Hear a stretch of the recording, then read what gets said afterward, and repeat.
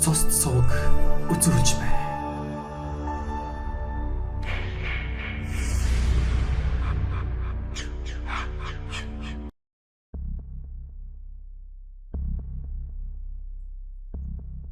Зарим ховор чухал гэрэл зураг тухайн үеийнхэн түүхийг өгүүлдэг бөгөөд урд өмнө нь сонин хэвлэлд тэр бүр нийтлэгдэж байгаагүй тун ховор зургнууд саяхан бидний гарт орж ирсэн юм. Тэдгээр зургнууд бол 1966 онд Монголын нутгаас хөөгдөж байгаа Хятад иргэдийн зураг бөгөөд тухайн үед Тагнуулын төв газрынхан уг зургуудыг авч архивд оруулсан байгааж. Ингээд тоос шороо үзүүлэлгүй хүний нүдний хор гаргалгүй 40 гаруй жил хадгалжээ. 1966 онд нам төрийн тэргүүн Юмжаагийн цэтэн бол Монголын нутгаас хятадуудыг албатан гаргах үед мөн л бяцхан хэмжээний зодон болсон байдаг. Гэхдээ 1961 оны нүсэр зодооны хажууд бол юу ч биш. Тэд мөн л цагдаа нарыг зодож нүдсэн байх бөгөөд тэнд байсан монголчууд ч гараа авихэд зогссонгүй. Харин энэхүү зодооныг нэг их даамжруулалгүйгээр дарж авсан байдаг. Зодоон дуусаад хятад монголчууд хэрхэн зөрчилдөх болсон талаар учир зүгээ ололцож байгаа гişэнд Тагнуулын төв газрынхан вокзал дээр явж ирээд хэдэн зураг дарсан байх жишээтэй.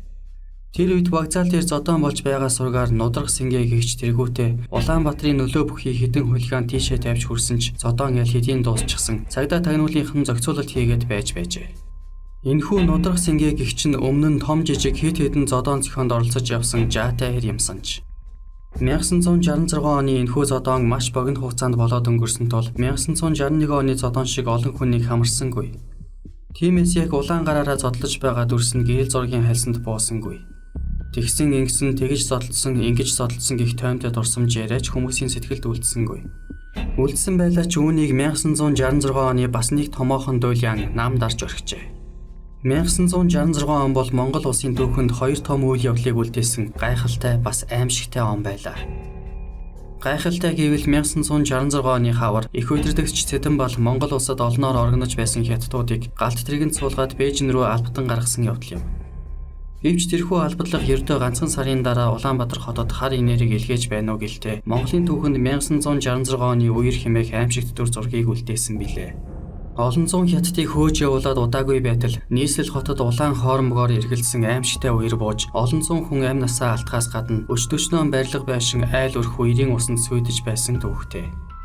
1966 оны 7 сарын 11-нд Тэнгэрээс нэлхийдэл буусан их усны харгайгаар туулгал саванда багтахгүйгээр үерлэж хотын төв болон голын хоорондох бүх хөндийгөөр ус бялхаж үйлдвэр комбинат 120 мянгад нэлэнхүйдээ усанд автжээ. Комбинат хавийн алба амины хашаа, гэр орон хөрөнгө огшил нүдний өмнө урсан өнгөрч хүүхдэд тэрсэн хүмүүс газрын өндөр бараадан живж буй хүмүүсийн авраарай туслаарай гэх гасланд дуу тасралтгүй зөөрөдх нь үнэхээр зүрх зүсэм аимшигтай байсан гэдэг. Энэхүү аимшигт үер 1966 оны хятад монголчуудын зодооны элдв сонин хачныг нам дарчихсан хэрэг шүү дээ. Хэрвээ тэр үед аимшигт үер Тэнгэрээс буугаагүйсэн бол нийслэлчүүд байрныхаа гадаа налайж суугаад л вокзалын зодооны талаар хүүрнэлдэх байв. Цэдэн бол дараах хятадуудыг хөөж гаргасныхаа дараа бид маш том цэвэрлэгээ хийлээ. Хэрвээ энэ цэвэрлэгээ жаахан л оройтвол монголчууд монгол хүн биш болох тал руугаа хандах байсан юм гэж ярьж байсан гэдэг. Үнэн дээр ч тэр үед тухайн цагийн улс төрийн нөхцөл байдлаас болоод Хятад Монгол хоёр улс таарамжгүй харьцаатай болохын сацуу Улаанбаатарт суугаа хятад монголчууд савл хийвэл хоорондоо нүдэлдэж зодолдох хэмжээнд хүрсэн байв. Жишээ нь тэр үеийн зодоонуудаас 9 гудамжны зодоон гэгч нь 60-аад оны хүмүүсийн тарих зүрхэнд үлджээ. Тухайн үед туул рестораны ард хойшоо гарсан модон гүүр байсан бөгөөд энэ хавьд хятад монголчуудын хооронд нэгэн мундаг зодоон болж байсан байна. 8-ан дээрээс болж зодоон үсжээ. Эхлээд нүцгэн гараараа зодолдож байснаас сүүлдээ чулуу мод болоод явчихаж. Олон ч хүн тарих толгойгоо хаглуулж цус нүчтэйгээ холилджээ. Хятадын 9 гудамжинд өрнсөн зодооны талаар 40-50 мянгатад насаараа амьдарсан амбан шар хочид Батаа хэмээх өвгөн хуучлагта. Тэр үед Хятад Монголын харилцаа илэрхий муудаад байсан үе л дээ. 9 гудамжны хятадууд тэр үед монголчуудад нууцаар архи зардаг байсан юм. Гэхдээ өөрсдийнхөө таньж мэддэг дамби, ичин хорлоо мэтийн хитгэн архичинд л архиа зарна. Танихгүй хүн очвол архи байхгүй гэд мөхлөгийнхаа модон цонхыг тасхийд л гаачгана. Тэгтэл нэг өдөр хэдэн монгол очоод та нарт архи байгаа гаргаад ир гэж шаардсанаас болж бөөн зодоон болсон.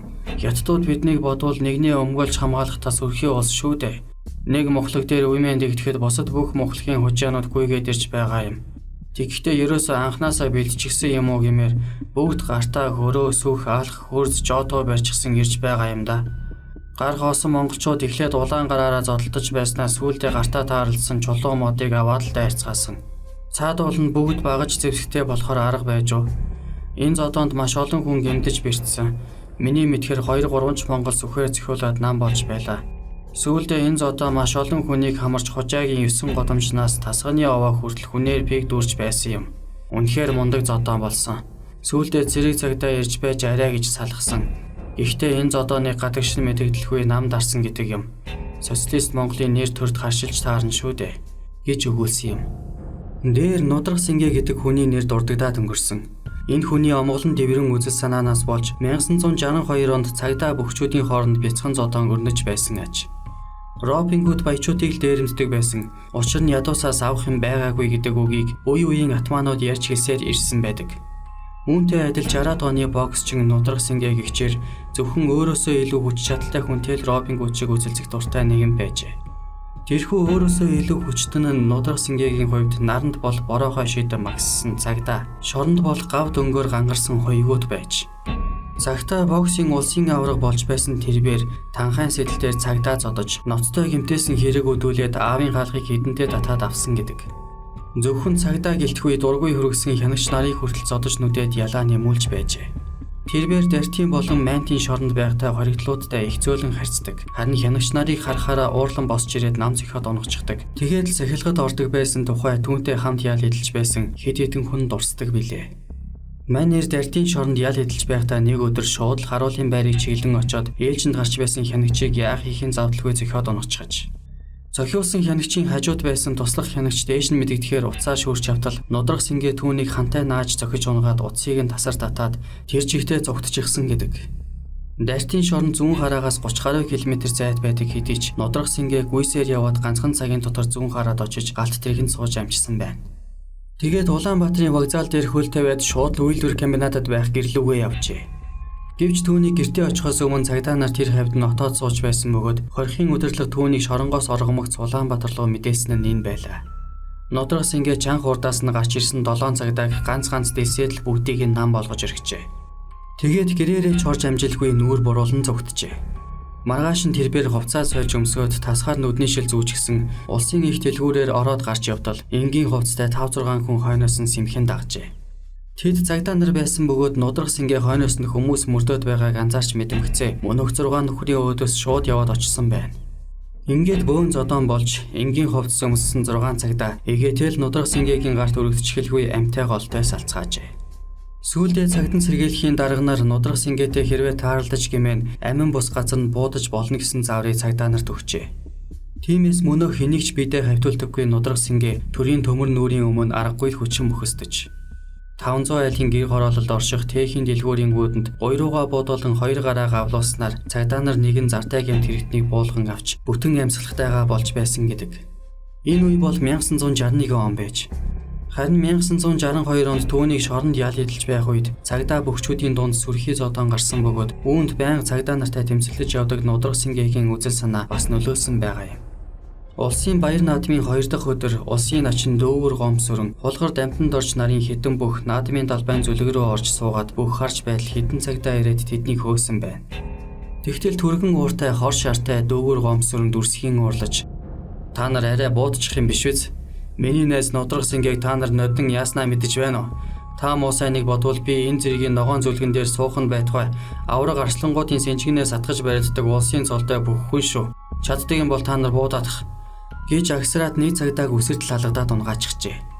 Учир нь мань нэр тухайн үед дөрөв даваад унчихсан нилээд ууртай бас жаахан арх болгоод зүрхээ чангалчихсан байж л дээ.